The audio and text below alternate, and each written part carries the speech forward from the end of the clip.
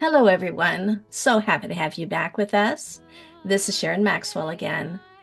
Our video today is Yarlott Horton. She was a military chaplain, that was her career, and retired as a colonel.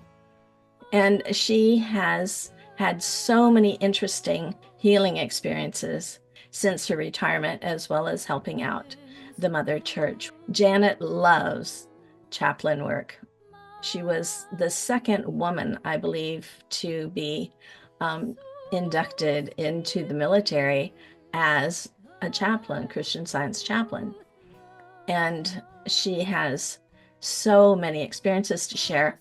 As a matter of fact, she's written a couple of books, but she wrote this one, which is Cracking the Camouflage Ceiling. It is a wonderful book of things that she went through early on as a chaplain and a female and a Christian Scientist, and how gracefully she worked through every situation.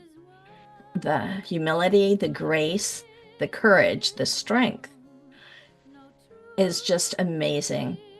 So I hope you enjoy this message that she's sharing about healings working in institutional work.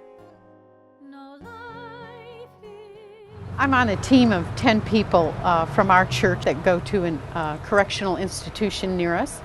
And we had a wonderful experience. A man who had come and was part of a discussion of one of Mrs. Eddy's hymns wept when we talked about when it meant to have a healing of the heart.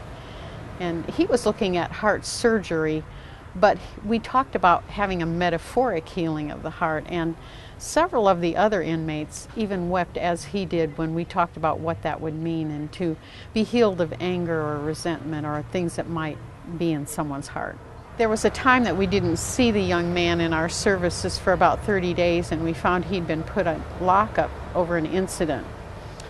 When he returned, he was put on a mowing detail, and on a large mower he ran over some shards from a fence that had been taken down, and they shot up where other inmates were playing basketball.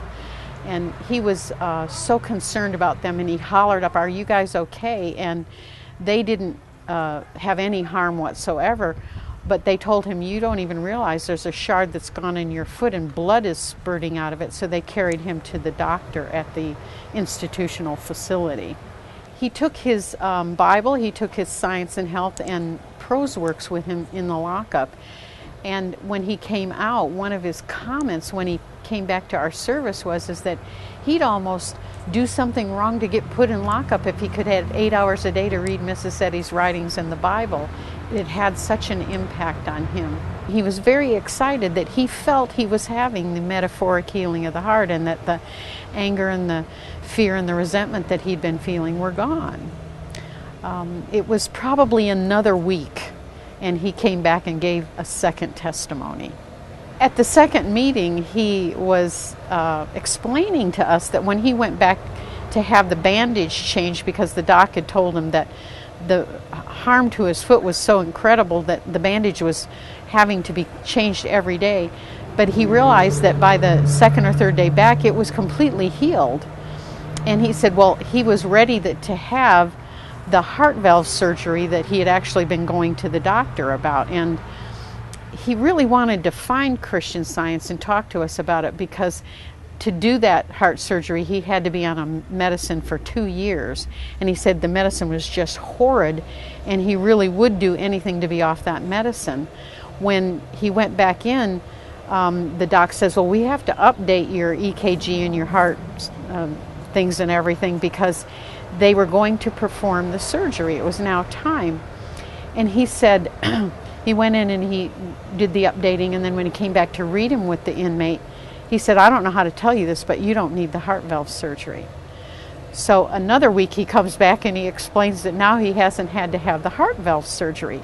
But what was so stunning was that he still remarked that he felt the most significant healing he had was that he felt he had had that metaphoric healing of the heart, and that to him was more important than not having heart valve surgery. Thank you so much for joining us for this wonderful testimony by Yarlott Horton. And again, Her book is Cracking the Camouflage Ceiling. And also, if you subscribe, if you go to lightinprison.org, you'll see on each page there's an ability to subscribe to the website, which will automatically get these videos dropped into your email. Otherwise, you can always go on the website and see them there.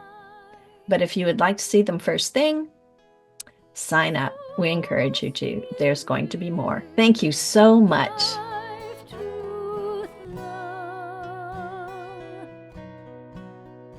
All substance.